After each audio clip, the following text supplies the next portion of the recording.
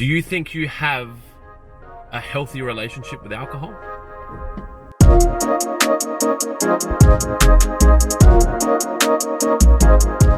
Good morning and welcome to In the Car with Clint. It has been a long time between conversations or videos. I'm not sure when I last recorded or when I last posted. I feel like it's probably been 2, 3 or 4 weeks. And, you know, I've had a bit of travel. I had a week off with an illness. And then I had another couple of days off with another illness. But I'm all good, fighting fit. But in the middle of those 2 weeks, I did a week in Melbourne. I did a trip over there, and I consumed probably an extraordinary amount of alcohol for a normal human being, and probably maybe a little bit more than I would consume normally. And it just I kind of came to this realization that alcohol had more control over my life than I had control over alcohol. And so I want to talk about that today, just to give you a bit of an understanding around my experiences with alcohol addiction and what I'm actively doing in an attempt to take back control over alcohol. Now, this isn't designed to be a woe is me, and I'm an alcoholic and I need to go into rehab. And I think that there's this level of alcohol addiction that the majority of alcoholics sit in, and I will describe myself as an alcoholic. I can't control alcohol once I start drinking, and I'm a binge drinking alcoholic more than a wake up and crave vodka in the morning kind of alcoholic, or need to drink to function kind of alcoholic. But if I start, I don't stop until I run out, or I pass out, or I get kicked out. And I rarely get kicked out, but it's usually because it's so late. It's not because of behaviour. Now, I think that there's this level of alcoholism that I'm in, which is almost socially acceptable, and therefore it doesn't get addressed by an individual or by society or by family and friends. And the reason I'm talking about it openly now is because in the past couple of months, I've had more conversations with people about their struggles with alcohol than I knew that there was. And I don't think that anyone's actively talking about it. Well, sorry, that's not true. Probably people are actively talking about it. But I have an audience of people who are friends and maybe people that I haven't met that are in the industry that are, the industry that I'm in is a male-dominated industry. And a lot of the activities, events, and behaviors are connected to alcohol. We use alcohol to celebrate, we use alcohol to commiserate, we use alcohol to mark a time, end of the day, start of the weekend. There's really so many reasons that alcohol is used, and it's, in my opinion, because of the marketing behind the alcohol, that you celebrate a wedding, you have a champagne, you have a toast, it's Friday, you have beers, you go to the football, you have drinks, you go to a 21st, you get drunk. Culturally, for me and the people that I know, well, a lot of them anyway, if you go to a wedding, you'll try and outdrink your gift. Now, I think for people in their early adulthood, early 20s, it can just be part of life, as can maybe smoking dope. But at some point in life, the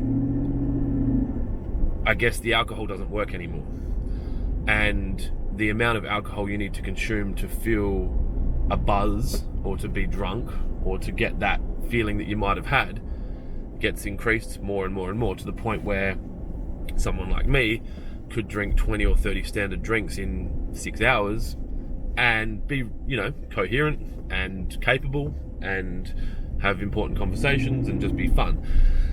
And it's not the damage at that point, although there can be damage for some people if they drink that much. But for me, it's the damage that occurs in the days that follow, in that I wake up the next day and I'm not the best version of myself. And I'm still able to perform, but I'm less interested in doing things. I have a hangxiety, which is a hangover anxiety, where I'm less interested in calling someone to talk to them. I'm less interested in, reading emails. I'm not focused. I've got a short attention span. I have a shortness with my kids. I won't be as polite to the people around me. My brain isn't functioning. My brain's dehydrated. I'm not coming up with good ideas. And I'm just at a point in my life now where I feel that if I don't stop, then one of 3 or 4 things are going to happen. I'm going to get seriously ill from an alcohol-related disease. I'm not going to achieve the things that I want to achieve, and may potentially lose the things that I have. And 3, I'm going to potentially deteriorate relationships with people that I really care about. And when you lay it out like that, it's so clear. Well, alcohol doesn't serve you, stop drinking, right? But for an alcoholic, it's not that easy. And so I'm going to talk a little bit about the things that I'm doing to try to take control of alcohol again. For reference, I haven't drank for 13 days. And I'm feeling clearer and I'm feeling happier. I did legs yesterday at the gym. I felt stronger and more focused and didn't have excuses. I've got more done in the last 2 weeks than I've probably done in the first 3 months of this year, because I'm clear. I'm starting to feel happy again, like genuine happiness. I have better relationships with my children. I'm more patient. I'm not raising my voice, or I'm not getting short. All these things are changing, and the people around me, I have a responsibility to the people around me to be the very best version of myself. If not, I have a responsibility to myself, to my future self, to look after my current self, to ensure that 60-year-old me isn't angry at 40-year-old me for being an idiot. So the things that I'm doing are the following. 1, I'm talking about it quite openly. Obviously, the more people that I talk to about this, the more support that I can get. And the more people I talk to, the more people I can support. And I think sometimes when you share a lesson or share your feelings, it's like, you can learn something, but when you teach something that you've learned, you've really learned something. And I feel like talking about it helps. 2, there's a couple of really good books around alcohol. So there's Alan Carr's Easy Way to Stop Drinking, and there's another book which I can't think of at the moment. I've got a hard copy of it. A good friend of mine gave it to me, and I listened to the audio. By listening to books like that, you start to understand the actual chemical reaction that occurs in your body when you're drinking, and you understand what alcohol does. And I think, especially for someone with, I consider myself an intelligent human being. For someone who's an intelligent human being, when you understand what alcohol is doing to your body, and how the sugars react, and then how the dehydration creates this desire to, because you're thirsty, but then you get into this cycle where one drink turns into 2, and you start to understand why 3 and 4 and 5 exist. And for me, if I don't start, I don't have a problem. I just need to not have 1 drink, and then I'm fine. So when you understand that, and listen to these audiobooks, it really helps. Now, there are organizations like Alcoholics Anonymous, and there's drug and alcohol counseling and clinics available that you probably have access to through Medicare. I don't really know, but my feeling is that the majority of people that are struggling with alcohol don't believe they're at a level where they can't take control back, and that they potentially don't need to go to Alcoholics Anonymous and really formalize their addiction. They just need to understand some basic things. So that's what this is about. If you believe that you are past that, I would suggest going and seeking professional help. It wasn't the path that I wanted to take. I wanted to, just take more control and be more conscious. And my theme for 2022 was to be more intentional with what I do. I probably haven't started off perfectly, but it doesn't mean you just give up and wait till 2023 to set a new intention. Like, you know, it's not too late. Every day is an opportunity to be better. So, you know, I kind of, at one point was reluctant to make a video about this because I really wanted to kind of deal with this privately, and was concerned that I've spoken about it so many times before that people are going, oh, here we go, Clint's not drinking again. But that is the challenge of being an alcoholic and a binge drinker, right? There are going to be fall downs and get ups and fall downs and get ups, but if you can be better today than you were yesterday and get through each moment, that's all that matters. And I think that the potential judgment from others that have seen you fail at this before, you need to remove that from your consciousness and not even worry about it. So I guess that a couple of last things that I'm doing to make sure that I kind of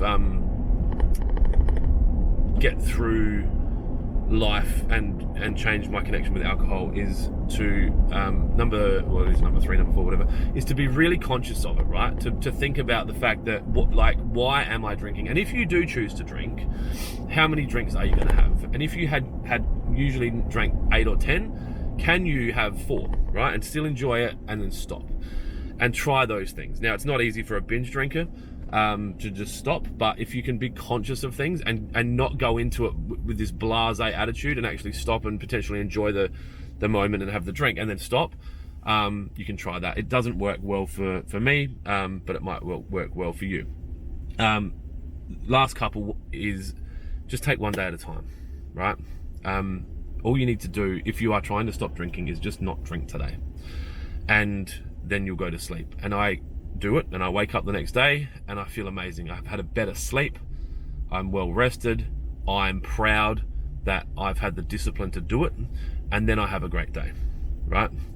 And one tip and trick that I gave a friend of mine recently is to replace those sugars with something else.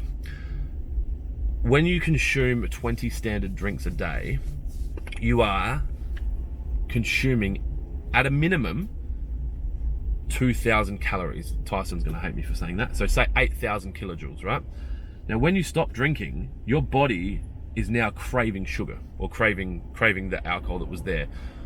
In the early stages of reducing drinking, and it might be about a week for me, I replace those cravings with root beer, creaming soda, Coke, lemonade, sarsaparilla, and I'll have them in my fridge. So I know that I can drink them and I'll get the sugar that I'm looking for. And generally for me, it's kind of like 3:30 till 6:30 at night where I have alcohol cravings, because that's the time where I might start drinking. And that's the time when the household is at its most intense because I have young children. And that's when I might have gone to drink. Now, everyone has different triggers, and it might be like finishing work. I know that for tradespeople, it might be like pack up, have a beer. If you can replace that beer with something else that's less harmful, you're going to need to deal with that later. But I consider a can of, it's really funny, I'll have a can of sarsaparilla and then be like, oh man, I wouldn't want another one. And then I go, wow, that's a lot of sugar. Should you really be drinking that? But if it was a 9% double dry hopped double IPA, I'd be like, yeah, no stress. So it's funny how we look at things. So yeah, there are a few tips that I just wanted to kind of give you. For me, now, it doesn't mean I'm never going to drink again. I think about it every day. I guess any addict would understand that feeling you get just before you take a drug or drink alcohol. I see it with my children if they want to buy a new game for an iPad, and I see that adrenaline and dopamine and everything gets released in that moment before you get it. And sometimes I feel like the anticipation of taking a drug or drinking and knowing it's coming is almost better than the feeling of taking the drug or the drinking, because you know you're about to get it. And it's probably all I can say on that. So just take one day at a time if this is a concern for you. If you want to talk about it, reach out to me. Sometimes it's just nice to know that you're not the only one out there. And the reality is, in all the things that you're doing in life, the successes, the failures, the challenges, the addictions, the stress, the anxiety, the depression, the sadness, you're not on your own. The whole world is dealing with it. We've just come out of 2 to 2.5 years of the weirdest life that we've ever experienced, and alcohol's been, you know, like, it's a glamour thing. Like, you know, like, for people that don't have a drinking problem, they're like, oh, you know, work from home, just having a wine at 2. Like, it made it more acceptable for binge drinking alcoholics and alcoholics in society to be drinking during the day, and it hasn't helped a lot of us. So I think we're coming out the other side of a lot of pressure and stress for people, and I think now, I guess you can give yourself permission to start dealing with alcohol and removing it from your life if you think it's not serving you. If it's not a problem for you, and well, you wouldn't have made it this far in the video, but if it's not a problem for you, then obviously it's not a problem. But I am at a point now where it's a problem, and I don't want to get to the end of this and not have hit my 100 million, or have died before my kids finish high school, or have gotten a very, you know, terminal disease that I've had to fight because of stupid decisions, you know. So that is all. That was a long one, bit of an old school one, but it's been a long time. So if anyone is worried, if you're concerned, I'm fine, very, very fine, actually happier than I've been for a long time. And you'll start to see content pumping out again. If you see me disappear off social, it'll generally because of that. So yeah, that is it. Be kind to each other. Talk to you real soon.